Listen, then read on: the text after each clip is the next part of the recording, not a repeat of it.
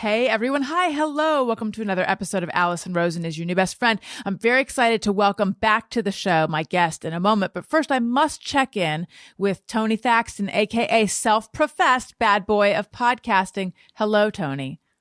Hello. Yeah, as you've noticed, I'm in a different room than normal today. Yeah. What's going on? I have a friend staying with me for a couple days from out of town, and he is currently in the other room, and I'm realizing, like, I'm sure he can hear me, and this goes out to the world, but suddenly I'm very paranoid of everything I'm saying. I was going to say, is it making you self-conscious? It definitely is. This is the first time we've done an episode where someone else has been in the apartment, so it's weird. What kind of person is he? Is he judgmental? Does he enjoy good content? He does. That's all he talks about, frankly. Content. Yeah, specifically my good content? Yes. Just good content in general. Is this one of your no good specific? Just he's like, oh, I love good content. You put it out if it's good. Is this a no good music friend? I mean, part of that is correct. Yes, he's a musician friend of mine. When I've left town in the past to go do some wedding gigs in Boston, yeah, he's the person that helps me out with those. So he comes out here a lot. And he's staying here for a couple days. Well, I hope he enjoys this good content. Alison, Rosen, Alison's your new best friend. So I have to tell you, Tony, and then we're bringing in the guest. Earlier today, I recorded an episode of Upworthy Weekly, my other podcast, and my newish podcast, and my co-host has dubbed himself the King of Good News. Okay. And I was like, I have to tell you, I've been through this when someone gives himself a nickname, and I can't gently and maturely adjust to it. I will have to bring up the fact that you gave yourself this nickname. So, I mean, to be fair, it was more of a comment that I made, and then you've really a sarcastic comment that I made, and then you've really ran with it. Yes, but you still gave yourself a sarcastic comment that involved a nickname that you gave yourself. Yeah, sure. Winkingly, that's the way you sure. Look at it. All right. Yeah. All right, bad boy. Please welcome to the show comedian, writer, activist, co-creator, and head writer of The Daily Show, co-founder of Air America, which I believe launched the career of one Rachel Maddow, founder of Abortion Access Front, and host of the new talk show Feminist Buzzkills. Also, author of the book LIZZ Free or Die. Please put your hands together for LIZZ WINSTEAD. Hello. Hello. It's so exciting to see you again. You haven't aged a bit, my dear. You're too kind. I have, though. I'm a whole different person now. How are you? Wow. I'm okay. I'm just, trying to deal in these crazy times that seem to never be unendingly oppressive.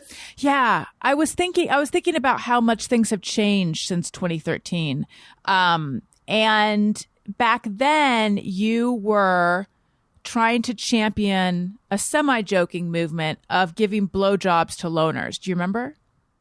I do. I just felt like it might stop the incel movement, but I don't have enough, I think, jaw strength to stop a horrible movement from happening single-handedly. And I could not get a lot of people to join me. There was like a couple stragglers, a couple grifters. A couple of people who just fucking love blowjobs. Yeah, and that was just not enough. And sadly, I failed America. But the idea behind giving blowjobs to loners was there's this movement, you called it, the incel movement. So there's this movement of discontented, angry people, and that if we just give them some love, it might be able to quell this sort of burgeoning movement. And now 8 years later, almost 9 years later, I am having trouble doing math on the fly, but like, how do you, is it a lot worse now? Am I forgetting how bad it was then? Yeah, it's a lot. It was pretty bad then, but it's a lot worse now. They had a whole entire, they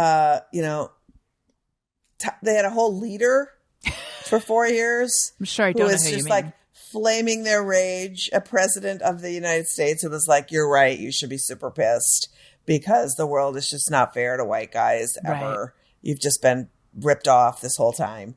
And then it just became that I guess the truth just, there's no truth anymore. You know, there's no terra firma with which we can all kind of just agree on things that are like, you know, maybe like vaccines are good, you know, maybe there's just like, be kind to people. You know, maybe there's just like 2 + 2 still equals 4. Like none of that, all that's out the window now. You know, when you literally see groups of people gathered in Dealey Plaza in Texas, where JFK was murdered, waiting for John F. Kennedy Jr. to come back because they think he's gonna, and that he's going to be Donald Trump's running mate.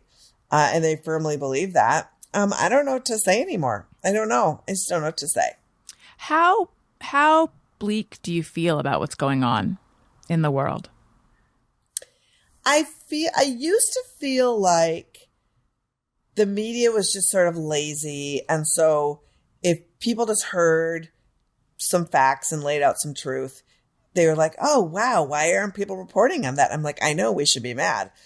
And now was that around the time that you created The Daily Show, when you were becoming disenchanted with media? I think that, and sort of through a good deal of the Obama administration, you know, it's just like just bad message. I just blamed it on bad messaging. Like, you know, having everybody be able to have an opportunity for affordable health care seems like a good idea. And like, it was just sold so badly. I mean, Democrats are terrible at selling things like that, and also bad at fighting. They're constantly bringing a PowerPoint presentation to a knife fight. It's like, stop it. You guys are just terrible. So I think it's slowly and gradually developed. And now I feel like there's so many camps with which you can just park your ass into an ideological void and just keep getting the same information that you want to hear that re-emphasizes your viewpoints, that it's hard to drag people into another space and say, could we have just a conversation around just some facts, and talking about fears, especially because I feel like, you know, rage is just fear that's not realized. And so, but people just, I don't think, want to admit why they're scared. I think they don't want to admit their own weaknesses because I think they think it's a sign of failure rather than just like, we all have strengths and weaknesses. You know, what are your both things? And don't define yourself by your weaknesses. Define yourself by your strengths. And then partner up with folks, get in communion with folks who can compliment you by having your weaknesses be their strengths, and then maybe you'll feel okay. But people are just messed up. My husband is very politically aware and very discouraged. You know, he reads the news right when he gets up and then is just very like, the sky is falling. I mean, about everything, about politics, about climate, about, you know, we have 2 little kids and what world are they growing up in? And I think in order to not feel scared and nervous about everything, I want to just like block it out. Except I know that the alarm he's sounding, that he's, you know, not the only one, obviously, like, is correct. But that's why I'm asking you, you know, day to day, how discouraged are you about where this country is headed? Yeah, I mean, I think that part of why I'm discouraged is just because we've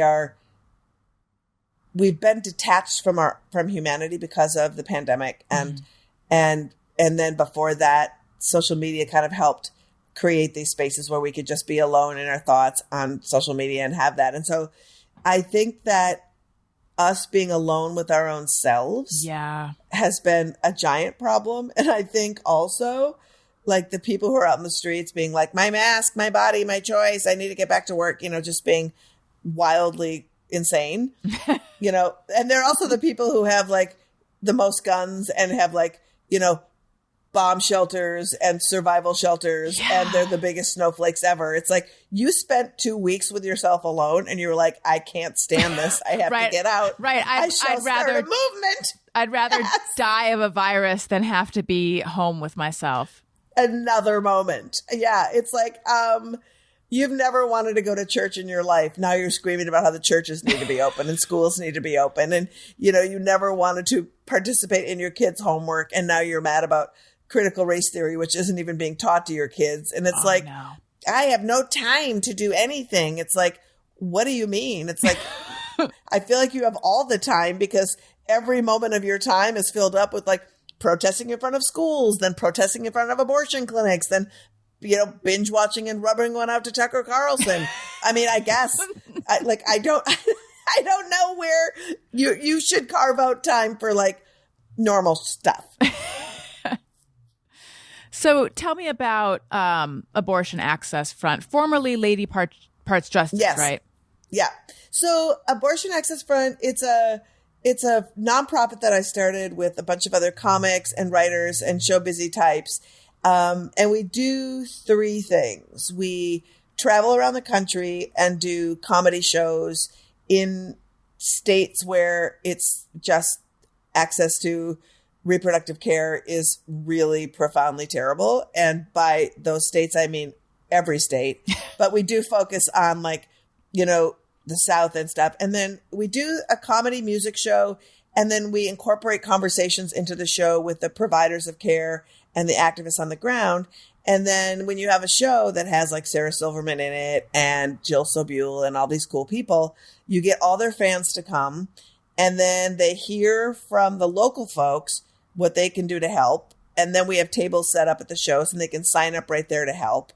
And that it helps grow local activist spaces. And then we do sort of this Habitats for Humanity for the clinic. So every town that we go to, we do some kind of fixing up at the clinic or some kind of work to help them out. Because I think what a lot of folks don't realize is when you provide abortion care in Montgomery, Alabama, or Wichita, Kansas, or someplace like that, you often can't get a landscaper or someone to fix your roof or paint because you provide abortion. And so they talk about what they need. We will do some big initial public works project, I call it, but it's a private works project. Mm-hmm. And then we'll tell the audience that they need people to sustain their work. And I'll never forget, we were in Oklahoma City and we're telling the story that this clinic needed lawn care, like a lawn service. And this guy has got his hand up and he's waving his hand wildly. And I was like, would you like to ask a question? And he's like, I'm a man. Can I ask? And I was like, yes, you can ask. Like, stop saying that feminists don't allow men to talk. And so he said, from what I'm hearing you say, I can be an activist by having this clinic hire me. They pay me and I mow their lawn. And that's being an activist. And I said, yes. I said, the act of you parking your truck in front of this clinic says, I welcome this clinic into my community. I want to provide service for them. And you get paid for the pleasure of doing it. It's pretty dope. Like, activism takes many forms. A lot of people aren't people who march in the streets. You can show up in many ways, but I just implore everyone to show up. And if you don't know how you can show up, the one thing that's really cool about Abortion Access Front is we can put you to work doing something for 5 minutes a year, 5 minutes a day, whatever your skill set looks like. You can literally go sign up and send a note to say, I don't really know how I can be helpful, but here's some stuff I just do in my regular life. And 9 times out of 10, the thing that you can do in your sleep is an incredible skill that if you could give part of that time to help out somewhere, you would be making the world a better place for people accessing care, people providing care. And it's pretty great. You get to meet people where you live. And then the third thing we do, that's the first thing. Second thing we do is we have a big program that exposes, a lot of people don't know, but like out there in the world, there is this insidious network of fake abortion clinics that are started by Christian fundamentalists and they look like clinics. It's called like, the Hartford Women's Center. And then they'll advertise and say like all types of pregnancy help. And so you go there and there's people literally dressed up in lab coats who are nothing more than people who want to talk you out of your abortion and then lie to you about abortion. And it's really terrible. So we expose those places. How is that legal? Here's why it's legal. And this is what's terrifying. So we went to the Supreme Court. The state of California went to the Supreme Court. And then this is the rub of all of it. And the rub is if you don't provide actual health care, you can have a structure and wear a costume and say whatever you want because that is protected under the First Amendment. And so if you say, Wow, we provide pregnancy tests and we can do an ultrasound. Anybody can operate an ultrasound machine, by the way, totally legal. We have ultrasounds. We'll counsel you. We will, all this stuff. And it's like, it all sounds like healthcare, but it's not. And is that what these clinics do? They do like pregnancy tests and ultrasounds and quasi-medical anything that you can get at the dollar store. You can get a pregnancy test at the dollar store. You don't need some manipulative shitbag organization who is doing that. And so, and then they give you just a whole host of lies. And they oftentimes will deceive people and say, you're not far along enough for us to detect anything. Why don't you come back in a month? Oh, when it's too late. God damn. And so they do stuff like, we'll give you a gown. So get dressed in here and then go into this other room. So now your belongings are in a different room and your phone is in a different room. And so people have often said that they've been held there for a really long time and have desperately tried to get their stuff, and it's been really hard to get out. A lot of times they'll set up across the street or right next to actual clinics. And there's fake ones that, like, let's say they have a parking lot, but the real clinic doesn't. They'll put up a sign in the parking lot that says, you free parking here. Stop in here to get your ultrasound before you go to your clinic to your appointment. So they'll get people into their clinic, do an ultrasound that's shoddy, and then the people will miss their actual appointments. And so it's stuff like that that's really insidious. And there's nothing about that that's illegal, because it feels like it should be. I don't know what I feel like it. I'm not a lawyer, obviously, but I feel like it's false advertising or fraud or something. So did we. And we thought for sure when the state of California challenged them and they laid it out, and this was pre-Kavanaugh Supreme Court, it was shocking that the Supreme Court allowed that these are First Amendment issues and that you can lay out your beliefs and values and couch it in a place like this. And unless you are providing actual medical advice and have actual doctors doing it or providing actual medical care, you can say whatever the hell you want. So it's really depressing. Some bad actor could set up in front of my house and intercept a podcast guest and be like, oh, are you here for the pre-interview? Even though clearly, judging from my work, I don't do pre-interviews. And then they could put out a tape recorder. We don't use tape recorders either, but you know what I'm saying. And they could be like, I'm just gonna record the pre-interview. And then they could get a whole episode before the person comes to me. And by the time they come to me, it might be too late because the emotional labor they've already shared. And that's legal? I mean, they could. I mean, I think no, because you were if it wasn't that. I don't know. I think the difference is you, Alison Rosen, are a specific person that they are coming to see, and they can't intercept and pretend to be part of an affiliation for you. Right. So this person isn't saying I'm part of the abortion clinic. The way they phrase it is, you can get an ultrasound here before you go to your appointment. And they let the person fill in the blanks. And they let the person fill in the blanks. So if they're very cagey about that. The other thing that's even creepier is that they also have mobile vans that do mobile ultrasound. So you tell me if there's anything creepier than somebody pulling up a van and then stands outside the van and says, hey, come into the van and get an ultrasound. I don't know what your mom told you, but for sure when I was little, the one thing was I can never get in a van with a stranger, never mind a stranger with a wand who wants to give you an ultrasound. Yeah, that's so I imagine you've talked to many women who have been duped, right? We have, and we've actually gone undercover inside the places too. And we had one, a person who works for us, a really young person, young Black woman, went in, and she went in with a young Black man, and they separated them. And they lectured the man saying, like, you know what? You don't want to get married to her. Like, this isn't what you want. And then telling her, like, you shouldn't be having sex. So slut shaming her and telling him it was so messed up. And they gave her all this literature, and like, it was wild. Yeah, it was really wild. Did you guys film it? We didn't film it, because we were in a state where you couldn't go in with undercover filming. So we just went in. But NARAL in California did a lot of intense research where they went undercover in states where you could film it, and got a lot of audio. And it's really upsetting. But was the purpose of you guys going in for knowledge, or like, did you at any point, at the end, did you tell them who you were?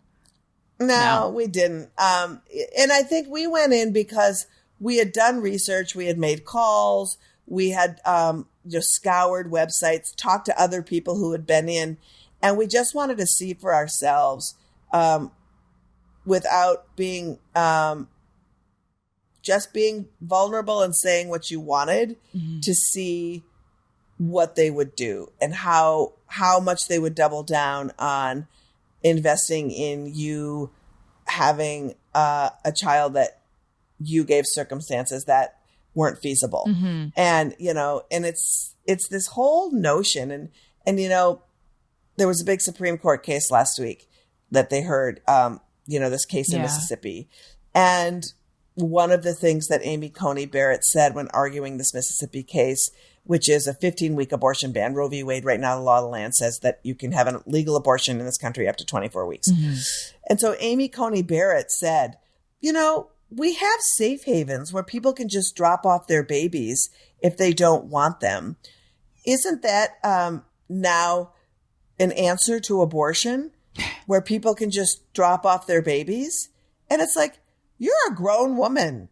And apparently what you're saying is, aren't people just potting soil now?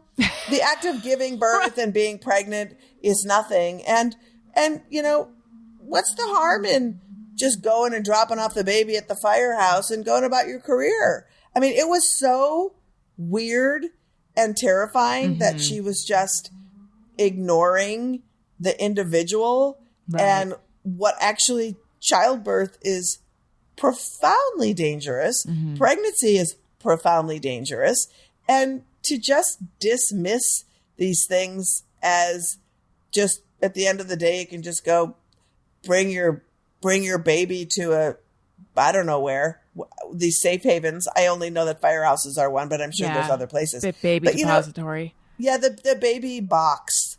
And also then, does she know then what happens to these babies? No, and apparently no one particularly cares, is interested in what happens to these babies when they're born, or what happens to the people having these babies and their families. It's, we talk about we hardly ever talk about abortion, period. So I'm grateful for the time to talk about it with you. People don't realize that most people who have abortions are already parents. Yeah. 65% of people who have abortions are navigating life. I was surprised to hear that statistic. Yeah. And so they are really doing an assessment of what they're doing, how they want to live their lives. And, I wish we had a country that honored all pregnancy outcomes, so that if you were pregnant, you could make decisions based on your actual capacity. And we would help supplement that as a society and as a government. And, we would say, we want to make sure we have programs so that people can thrive and have healthy families. And conversely, we want to make sure that we have and fund programs that if somebody says, I need to have an abortion because I just can't do this for my life right now. I can't have any more kids. I can't do it myself for a myriad of reasons that we would say, we should help you on that path also. Because isn't the point where that everyone should just start on an equal playing field and be able to like develop and live their best lives? Like, I feel like we pride ourselves in America's greatness, and yet the greatness just isn't accessible to the wide swath of people. I know you grew up in a very conservative Catholic family, youngest of 5 kids. Why is this particular issue personal to you? I think it's personal to me because growing up even in that environment, I didn't even see what the potential was for me. Like, what's the promise for me as a Catholic woman? What if I wanted to be a priest? Oh, I can't. I mean, back when I was younger, I couldn't even be an altar boy. I could participate in none of it. And literally the highest rank you can have in the Catholic Church as a woman is nun. And the word nun is hilarious to me. And I also got pregnant the first time I ever had sex in high school. No teaching of birth control, navigating the sin process. It's like, well, if I use birth control and have sex, that's committing 2 sins. So if I don't use birth control, it's only 1. So I'm totally nailing it. Just like stupid 16-year-old rationale. And I ended up at one of these fake clinics I was talking about in trying to find, a place to have an abortion. And this person showed up in a lab coat, showed me a book full of those horrible pictures, told me that my only options were mommy or murder. And I was terrified. I was terrified because she didn't know the circumstance I was in. I was with a high school hockey player in Minnesota with a mullet. So you can imagine how supportive that was going. But he was like abusive and terrible. And for anybody who has ever been in a relationship that was unhealthy, oftentimes you don't know how to get out of them. But the one thing I did know was if I was to have a kid with this person, that I would never get out. And I knew that couldn't be an option. I just knew that is one thing I needed to figure out for myself as to how to not be pregnant anymore, so that I eventually could figure out how to leave this person. And so, somebody who immediately comes at you with, you need to be a mommy, this is murder, you're terrible, is not anybody you're going to confide anything in. And I just wanted to get the hell out. And so I ended up having an abortion. It wasn't traumatic.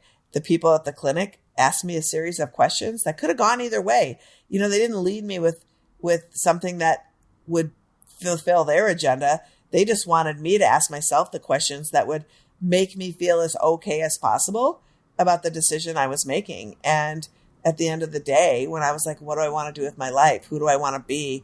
What does my future look like? It didn't involve that guy. It didn't involve kids. And I'm 60 years old now and never had kids because I didn't want to.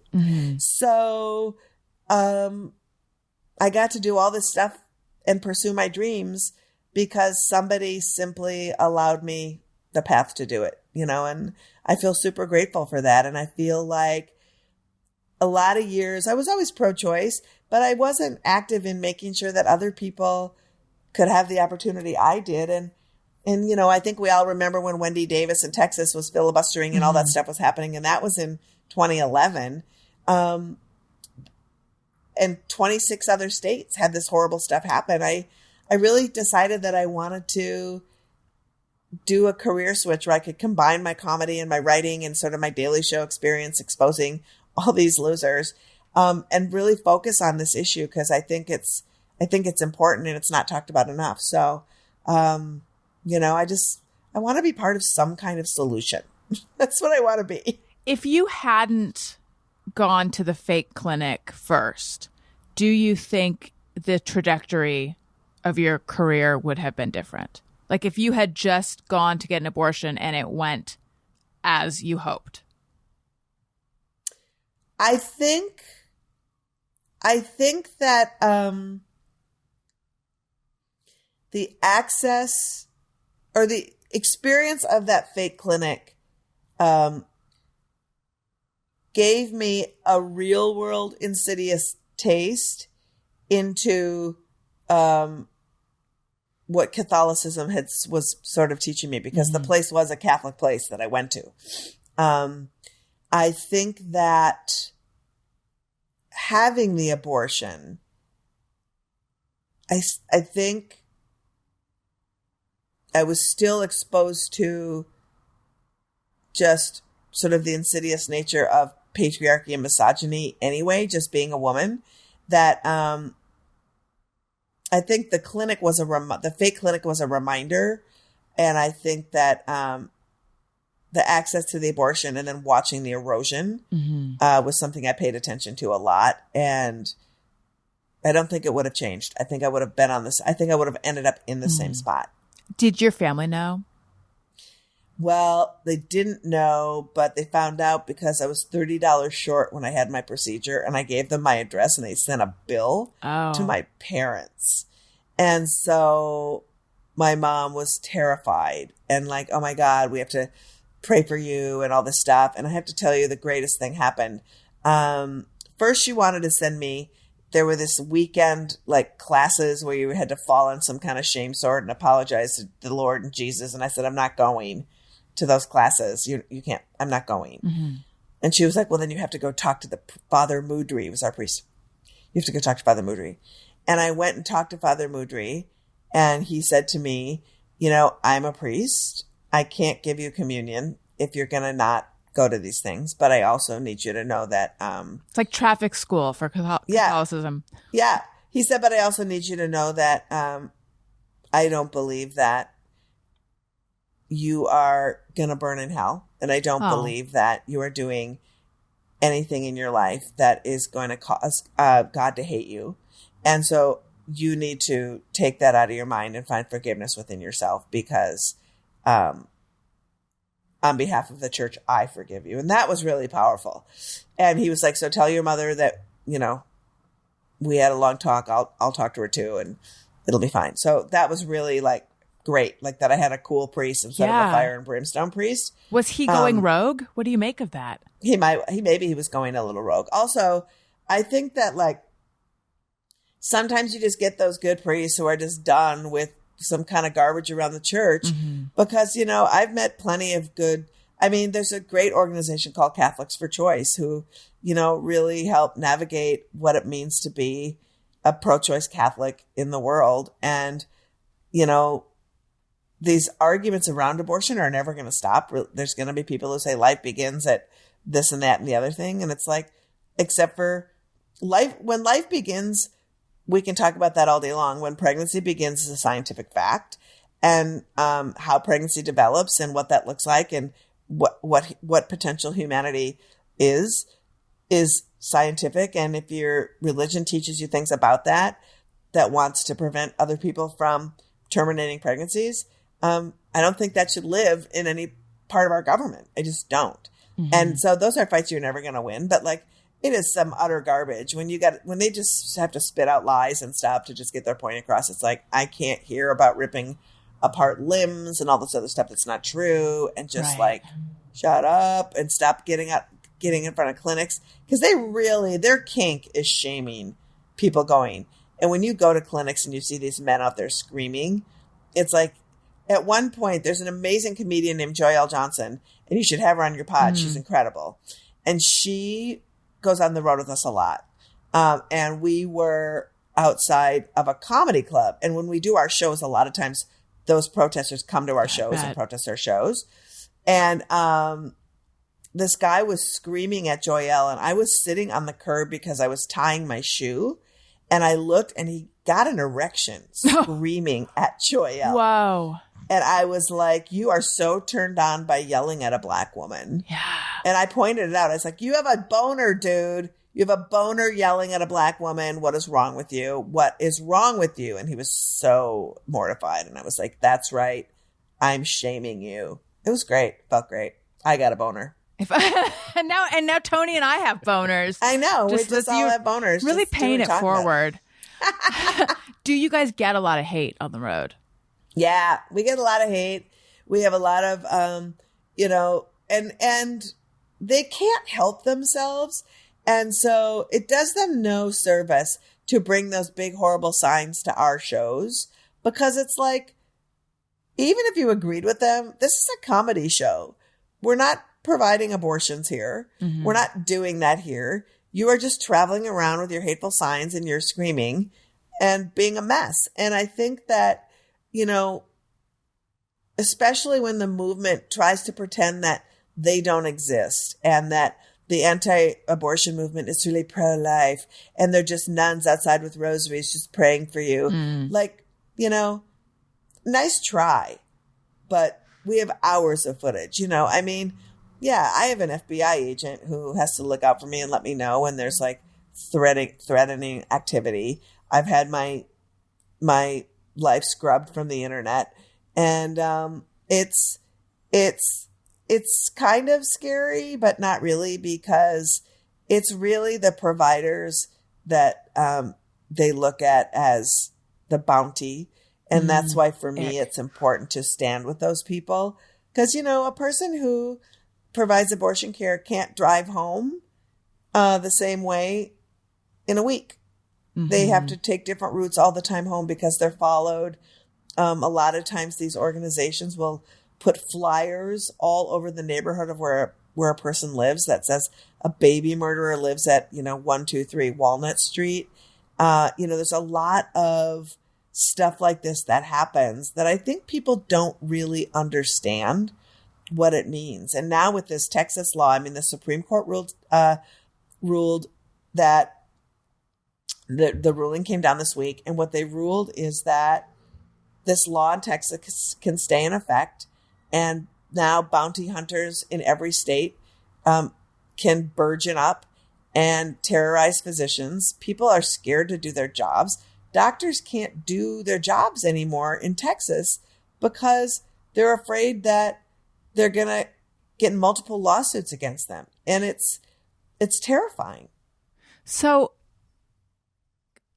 what is, okay, I'm asking, can you explain some of it, but like, can you break it down for the dummies among us? Yeah. What changed where now they're afraid of lawsuits and maybe they weren't before?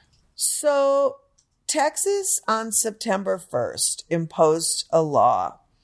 And in this law, it was two parts. One part of the law says that abortions cannot be performed after there is cardiac activity identified in the pregnancy. They call it a heartbeat, but it's not. A heart is not developed. It's literally cardiac activity. Most people don't know they're pregnant at that time. And just to give you sort of context around that, 12 other states have tried to pass this law, and it has been shut down by the federal courts every single time. For some because of Roe? Because of Roe. Yeah, it's a wholly unconstitutional law by leaps and bounds. The second part of the Texas law and the way that they sneakily got around suing the state of Texas is that they said it's not Texas that will bring lawsuits if doctors perform these abortions after 6 weeks. We are deputizing any single person on the planet who says who can to bring lawsuits against anyone who is helping someone access abortion or someone providing abortion. So that's where you could like bring a lawsuit against the Uber driver or something. The Uber driver, the hotel that somebody stayed at. And you don't even have to know for sure anything. You can just suspect that somebody is helping someone get an abortion and bring a case. And if you bring that case, that person has to get a lawyer and they have to go to court. And if it's just revealed that this person is just a vigilante just trying to do this and they lose their case, you as the victim of this can't get restitution for your legal fees. You have to pay your own legal fees.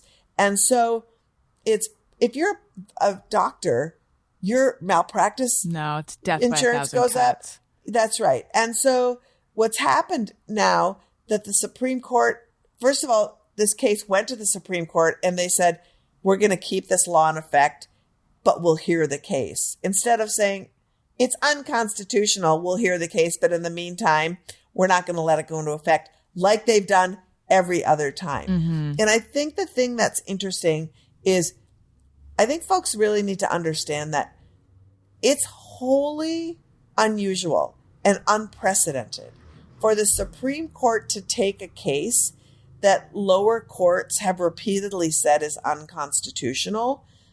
A case usually ends up in the Supreme Court because there's been rulings that go against a legal precedent that's been set to say that it's unconstitutional. So for them to say, there's no controversy here, we're going to hear the case anyway, shows that this court has a political agenda that is new and should terrify a lot of people because it's just wild. Does it terrify you? It does terrify me because it means that we have this precedent, Roe v. Wade, and it's like a shadow law now, you know, and they heard a Mississippi case last week that proposes a 15-week abortion ban, which again is wildly unconstitutional because it goes against Roe. And Infinite Wisdom says that they're going to uphold that. And if they do, 12 states have a law on the books that say we will shut down abortion in all cases immediately. There's 12 other states who have laws that have been held by lower courts that will go into effect because this Supreme Court statute will let them become law. And what that means is that's 24 states that will get rid of abortion basically as we know it, affecting 75 million people of reproductive age. That's pretty astounding. Yeah. Yeah. You've worked as a clinic escort, right? Mm-hmm. What is that experience like? So that experience it's very rewarding to be able to help navigate someone to their abortion safely and with some compassion and with comfort and with support. I think that what is traumatic and tragic about it is when you have a sea of, and when I say white men, it's 99% white dudes and who believe in all kinds of just like, you know, biblical literacy, literally, and, you know, women are subservient and it's that mess. And so when they're screaming at oftentimes a sea of young women of color coming into a clinic, and then the person who's got to provide the care for, or the guidance and help to get them into the clinic is an older white woman who, you know, that there's not a lot of trust there. A lot of times interactions they've had with white women aren't great either. It's traumatizing. And so For them, you mean? For them, you know, you're trying to help them navigate a sea of oppression that they feel on a daily basis anyway. And then the sea of judgment and oppression. And this white lady, I hope that she's going to be a kind person that navigates me when my experience isn't that white women have necessarily been kind. So, you know, having that moment of trust, and having them at least have that moment of trust is great. I just wish it didn't have to be. I just wish that nobody had to be in anyone's business about having their abortions. It makes me feel really powerless sometimes, you know, but also, you know, you try to be helpful. You know, I imagine there are people who are listening because I met you because I was on the Adam Carolla show, and you were a producer on the Man Show, right?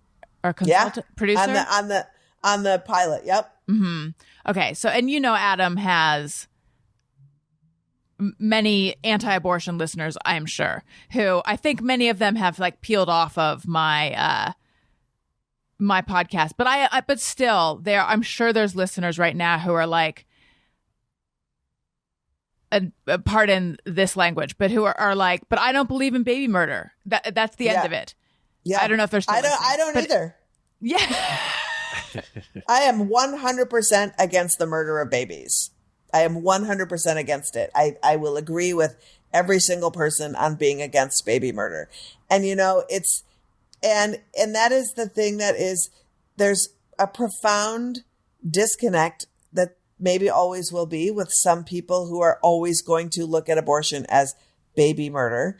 And I don't know that I'm trying to reach them. And when they try to debate me, it's always like, I don't accept the ground of your premise that it's baby murder. So we can't have a conversation, and you look at me with disdain, and I don't want to debate somebody who looks at me as an advocate for murder. And I especially don't want to debate somebody who tells me that they're pro-life and cares about children when you won't wear a mask, you won't get vaccinated, you absolutely don't care about the children that are murdered in schools with gun violence.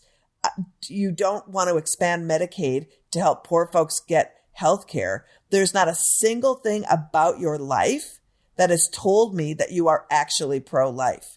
Not a single thing, not a single policy. You don't want to expand the minimum wage so people can make that. You are fine with children being separated from their families and put in cages. I just don't accept that you think that it's a noble cause to give diapers to an expectant person and tell them that they should keep that baby because you'll give them and provide for them for a year, maybe. If the world you're creating for them, I literally had a person say to me, at our she didn't say fake clinic, but I say it.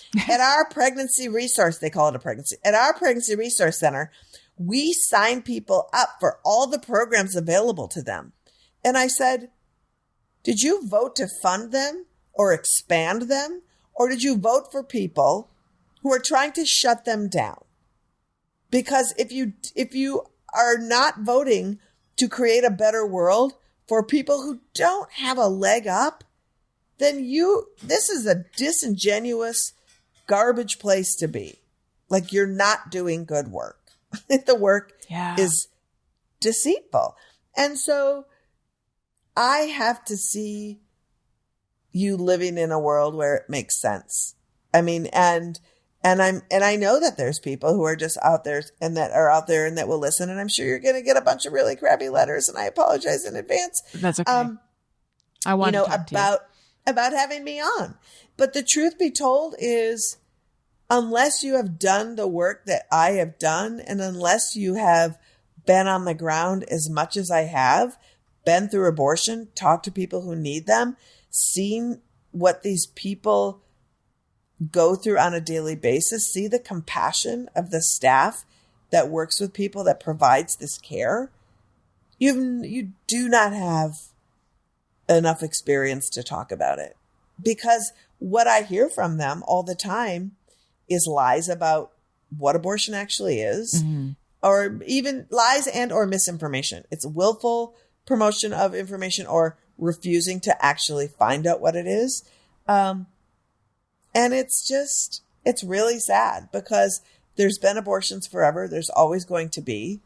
And statistically, if 1 in 4 women have an abortion in their lifetime, in their reproductive lifetime, there is always going to be. And so what are you doing? And even if we had all the birth control in the world, there's still going to be abortion, which we need to have all the birth control in the world. I believe that. There's no world where there's abstinence and unicorns. It's just not happening. Sex is fun and it's free. So you can't tell people to not have sex. The thing that, and I have a bad habit of occasionally getting sucked into like Twitter debates or Facebook debates. I mean, it's so stupid, but the thing that I can't wrap my head around is this idea that it is 100% the woman or the girl's responsibility to be responsible when a baby, fetus, embryo, life, whatever you want to call it, is not created without someone ejaculating inside her. No one ever got pregnant from a vibrator. Right. That is a true fact. That is real. And that is the whole thing. And it's so interesting because also, you know, from my point of view, since I do not believe that it is a baby, it is potential life and it is your body and what you want to do is your jam. There is no, what about lost fatherhood? I don't know. Like, what that's about really it? What bothering a lot of people. What are you talking about? Like, if like, wear a condom, and if you don't want someone to have an abortion, don't have sex with them. Oh yeah, that's what it was. I tweeted something like, "Hey guys, if abortion bothers you, here's a real easy solution. Just make sure not to have sex without a condom." It seems so obvious to me, and I got so much pushback. Like, why? What? How about if she just keeps her legs closed? How about if she just? What about her personal responsibility? It's like, okay, but what about yours too? But also, and here's an unpopular but true opinion: her personal responsibility is, if I have an unintended pregnancy, I can have an abortion. I can take Plan B. I do not have that is, and that's the part that people don't want to understand is assessing your life and what you want to do. Part of those assessments is having an abortion. Right. That is taking personal responsibility. Not being able to care for a child and having a child seems like a terrible idea, because Right? I've heard every single thing. What about the people who use abortion for birth control? Well, if they want to do that, I don't know. You can have as many kids as abortion doesn't stop your fertility. So if people want to have abortions, they can have abortions. But also, if people don't have access or education to use birth control or have it, and are having multiple abortions, do you think that person is going to have access to information to good parenting? I doubt it. So that's a stupid argument. What else you got? That whole, why don't they just close their legs? I'm sorry, what? I know. Why should we have to close our legs? We have options. I would say always use a condom because, you want to prevent STDs. Mm-hmm. You want to make sure that you're having sex that is healthy sex, not just to not get pregnant, but to not, get sick. So it is profound how it's all just a mess and it's all put on. It's dogma. On woman. And also, think of how dudes have benefited from birth control and abortion. For years we haven't, I feel bad because, the movement that came before me that sort of laid the groundwork was like, men need to just shut up and we don't need you in this and yada, yada. I think that men need to be part of this. I think that men need to step up and say, you know what? How many times I can tell you a million relationships where I paid for all the birth control and the dude benefited profoundly, got to move on with his life. There was no scary thing that happened. Like, it was great. Or if a couple gets pregnant and someone decides to have an abortion, people got to move on and do what they needed to do. And, if you were to ask a lot of those couples, how's the dude doing? Is he making more than you? Yes. A lot of times, yes. So, birth control helps everyone. It creates healthy relationships, healthy families. It's good for society. It helps you make good decisions in your career, in your life. Same with abortion. And I think that I look at the advocacy and this dire place that we're in right now.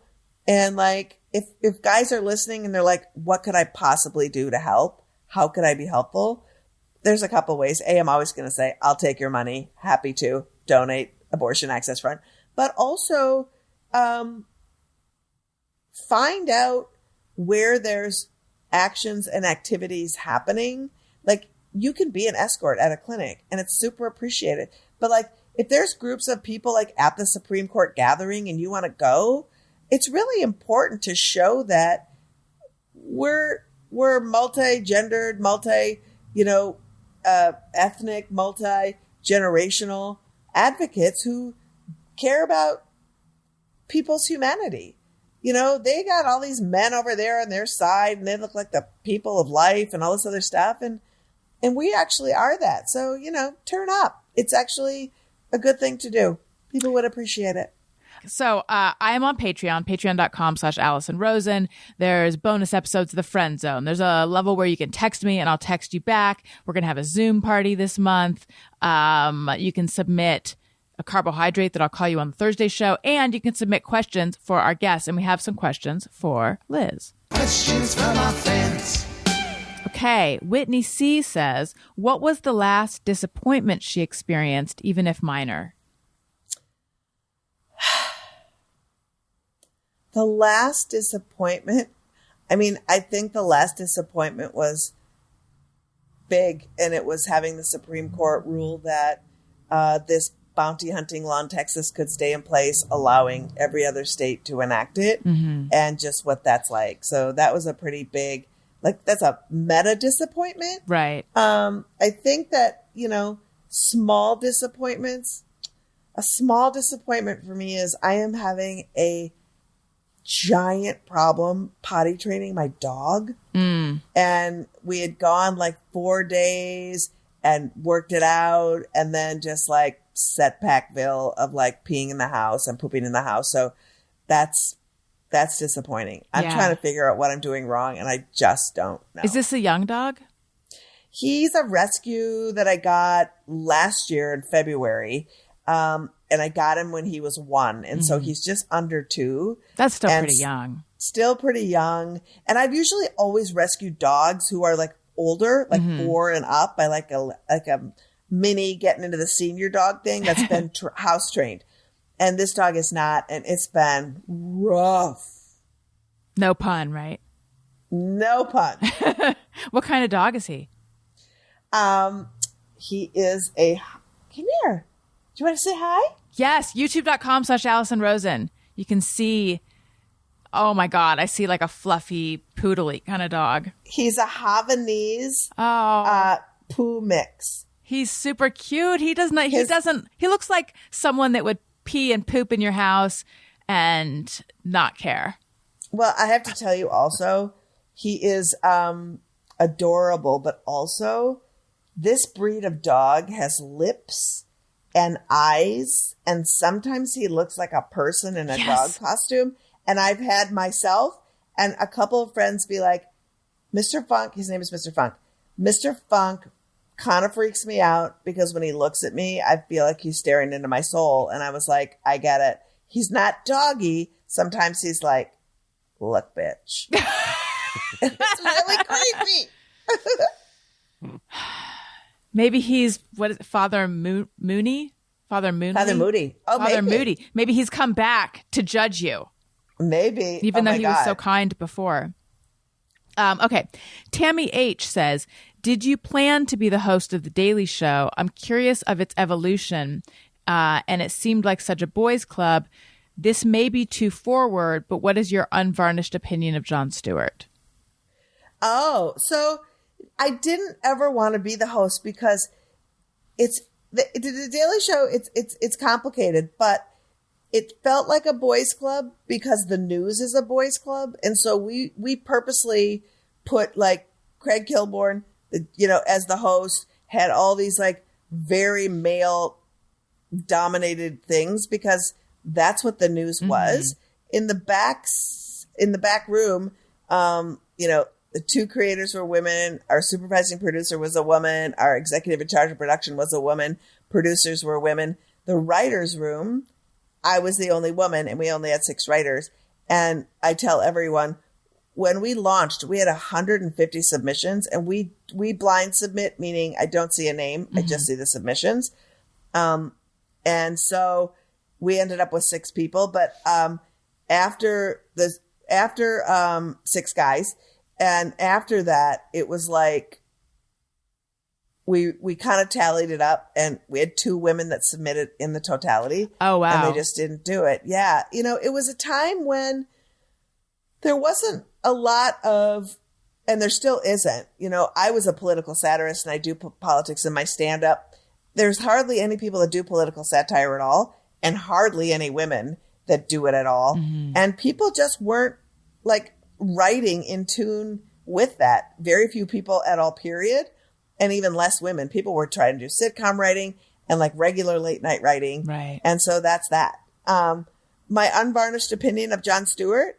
Jon Stewart's great. You know, Jon Stewart is super talented. And, you know, I mean, what can I say? I mean, the one thing was sort of massively frustrating, and it's not a Jon Stewart problem, but it's a problem that evolves from just like sexism in the workplace, is, you know, I didn't make any friends with network executives because I was fighting constantly to keep the show a political show and not like a entertainment newsy, snarky news show.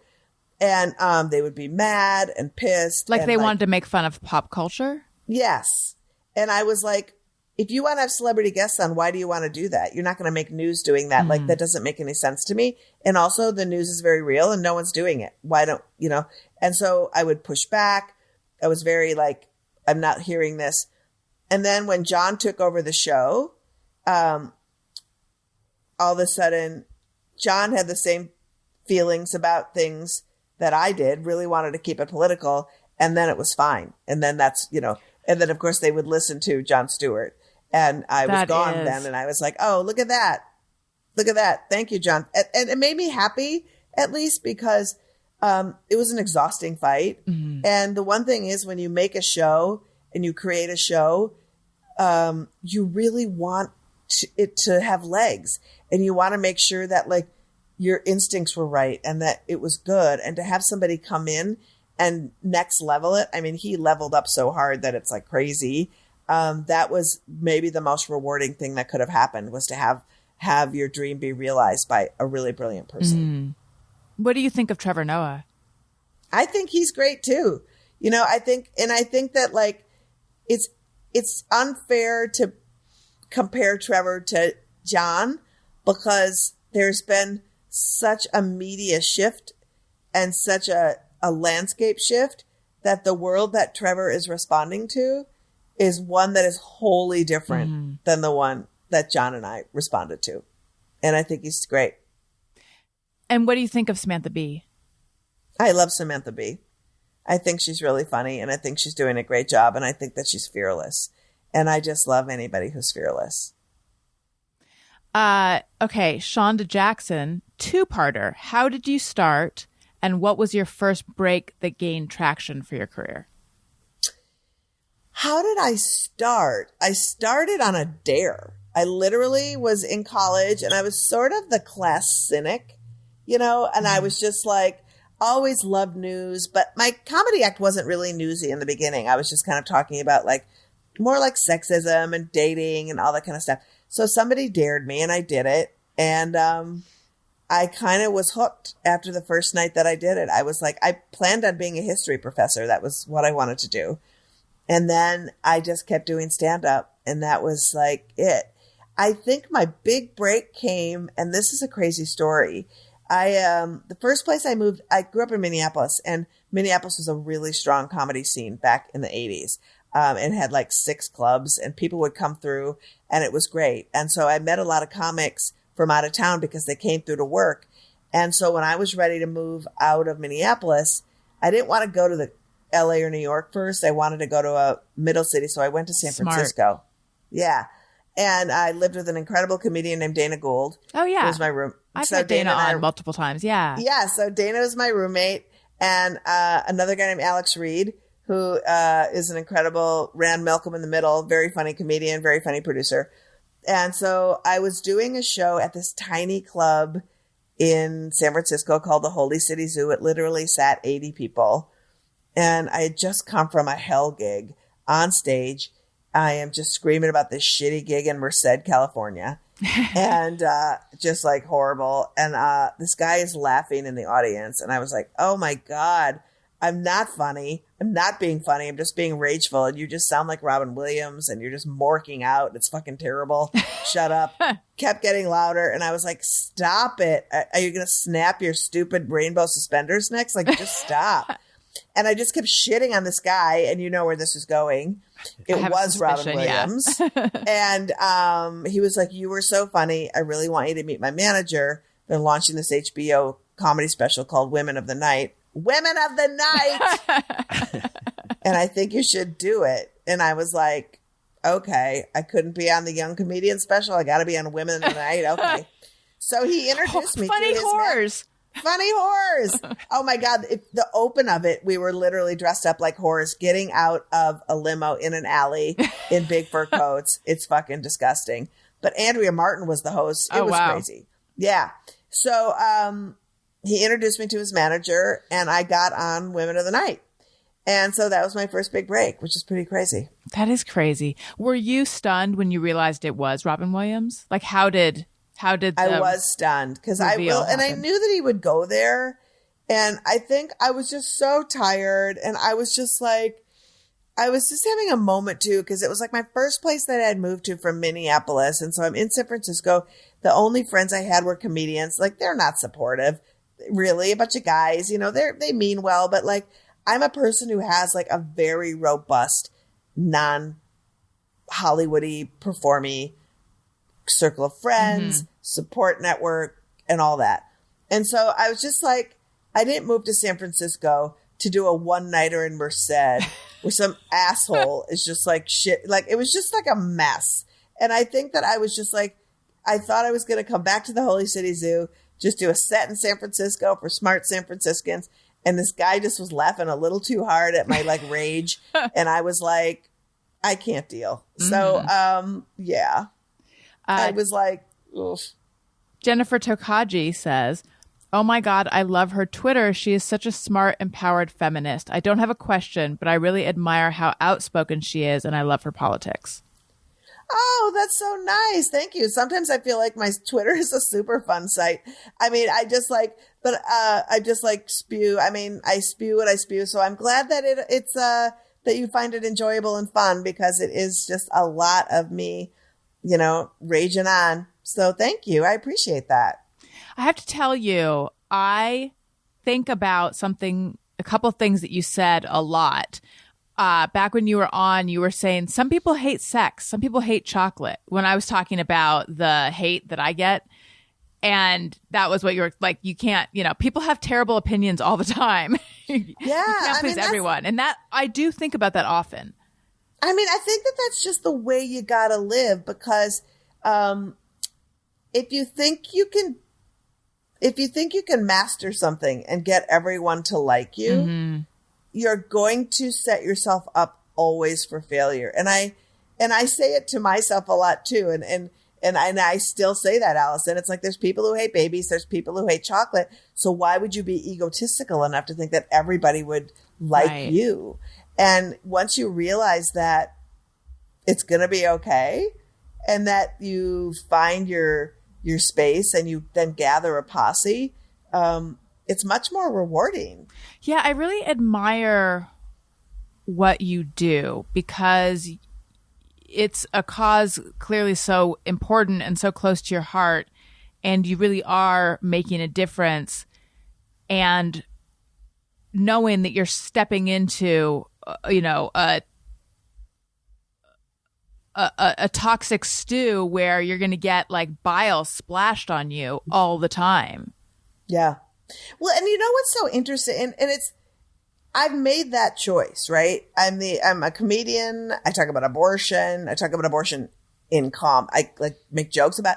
So when I hear people screaming about cancel culture, I literally am like, are you fucking kidding me?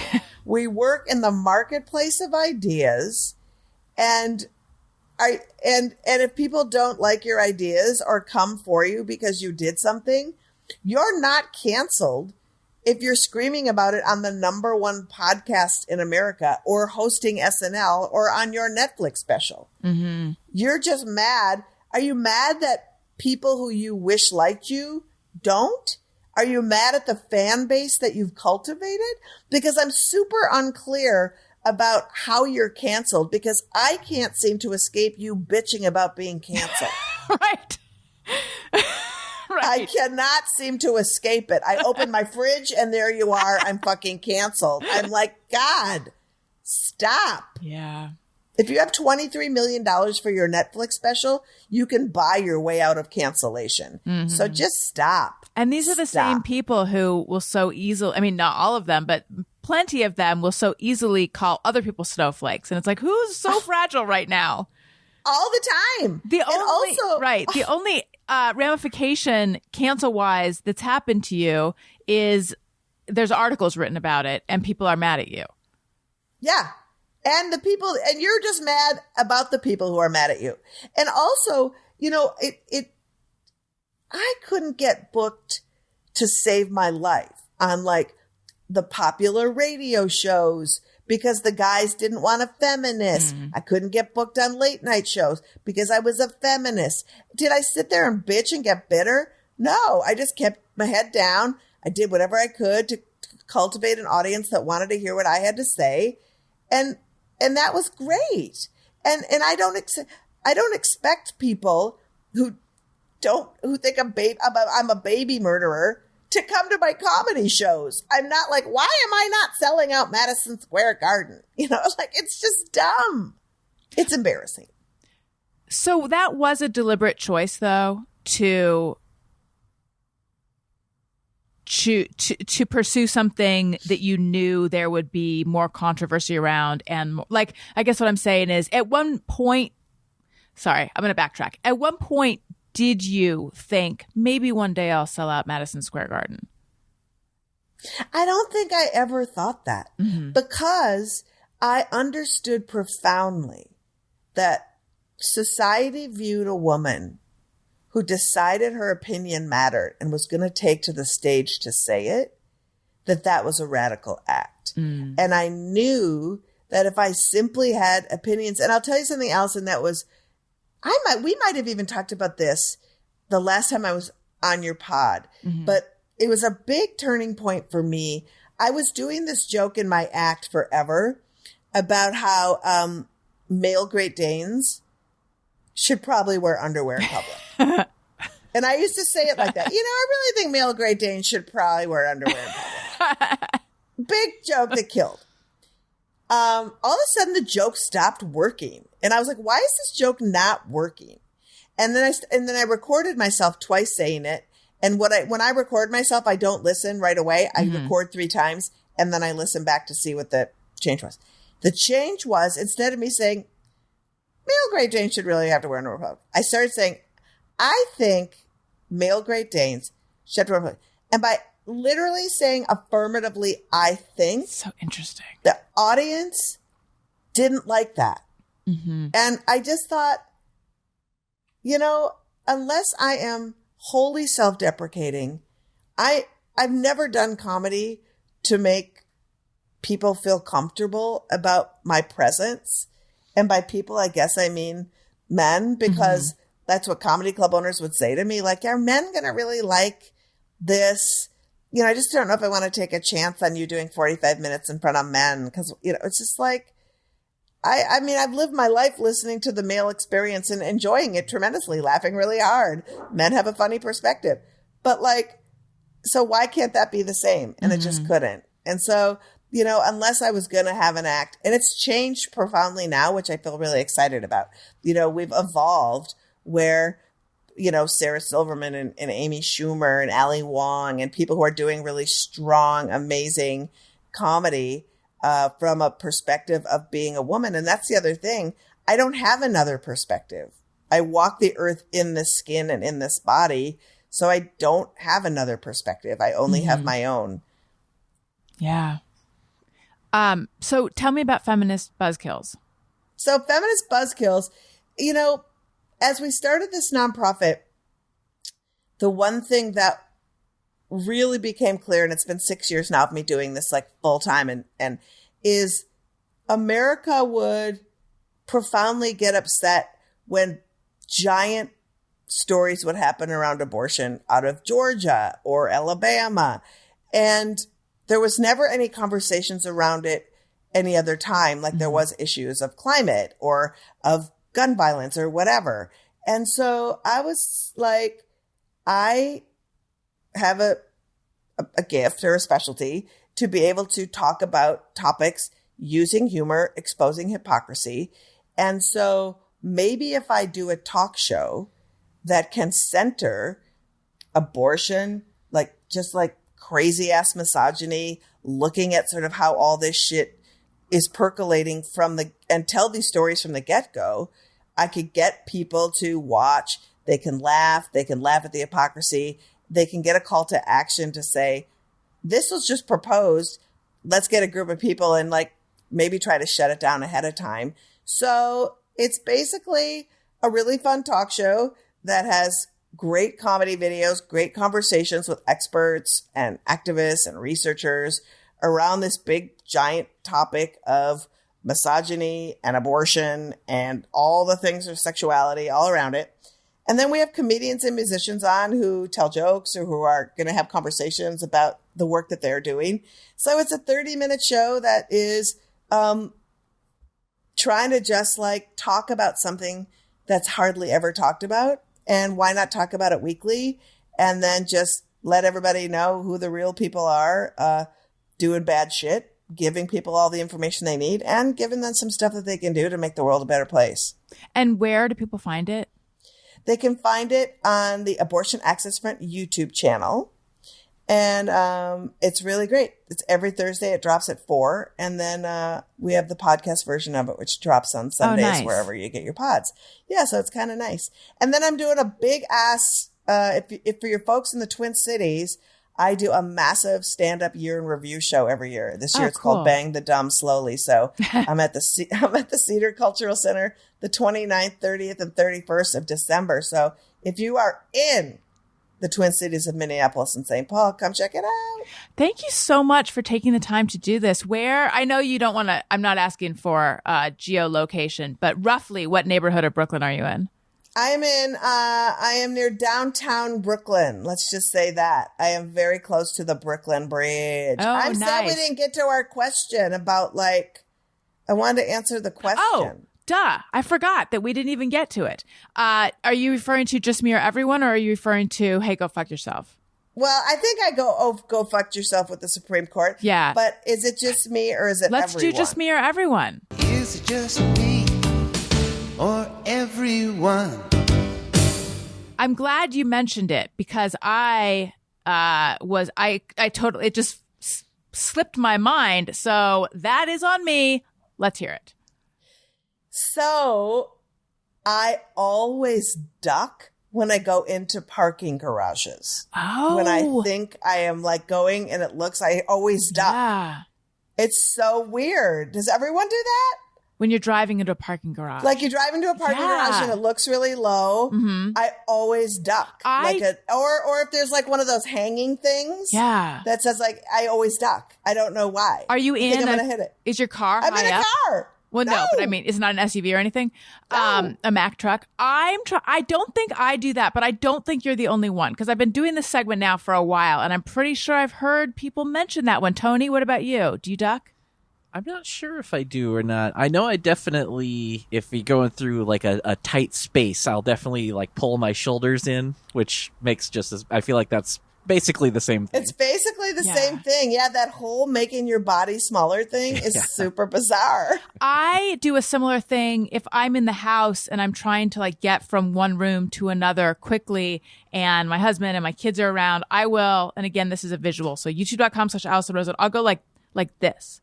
So I'll put one hand in front of me, almost like a fin, and one behind me, to make myself more aerodynamic, I guess. It really does nothing like that. But it's this weird, I'm just gonna slip on through. I'm gonna treat this living room like a slalom course or something. So I guess we all kind of do this. So it's not just you. I think we do. Oh, good. I feel glad that it's not just me. No, every quirk someone else does. This one we all do. Thank you so much. So nice having you on the show. It was really great. It was great to meet you, Tony. So big multiple nights in Minneapolis. We've got Feminist Buzzkills, Abortion Access Front website. anything else you want to plug? Anywhere else they can find you? Your social media? Do you want to toss that out? I mean, yeah, I'm on Twitter at LIZZ WINSTEAD, and I spell my name with 2 Z's, and on Instagram. And I'm on Facebook too, but mostly I'm on Twitter and Instagram. But yeah, and follow Abortion Access Front on all the socials. If you're like, you want to be up on the news, it's at Abortion Front, and our TikTok is hilarious. Oh, I gotta check it out. We have a big following on TikTok, and it's been a really great learning to see the great conversations that happen on TikTok on the videos. It's great. Yeah, so definitely check it out. TikTok, I think I was actually just thinking I'm fairly new to TikTok, but in general, it seems like maybe TikTok is more progressive as a whole than like Twitter is not. I don't know. I think that TikTok, you can really curate like how you want your experience. Right. Because I think there's like Christian TikTok. I'm sure. Like I think there's like all the hashtags of like finding like, you know, like a friend of mine is really into urban foraging. Like that's a thing. And so there's like a whole urban forager TikTok that's like huge, where people are just like following people finding weird mushrooms and like doing their shit. And it's like, that is really specific. Right. So maybe it's just what I have seen on TikTok so far. Yeah. The algorithm. Awesome. Follow me on social media at Alison Rosen on Twitter and Instagram. If you like what you're hearing, please make sure you're subscribed or following whatever it's called in the app that you are listening to, so that you get automatic downloads so you don't miss an episode. Leave us a nice comment, 5 stars, please. That helps out the show, helps people find the show. Tell your friends. And Tony, what about you? I'm on Twitter and Instagram at Tony Thaxton. and buy Podcast Bazaar albums every Tuesday, and the Motion City Soundtrack Tour in January and February. So come on out and see me and the rest of the guys for that. Excellent. Liz, thank you so much. It was great talking to you. It was so great talking to you. Listeners, thank you for listening. I love you. You matter. Goodbye. Hey, do you know about the Alison Rosen Show?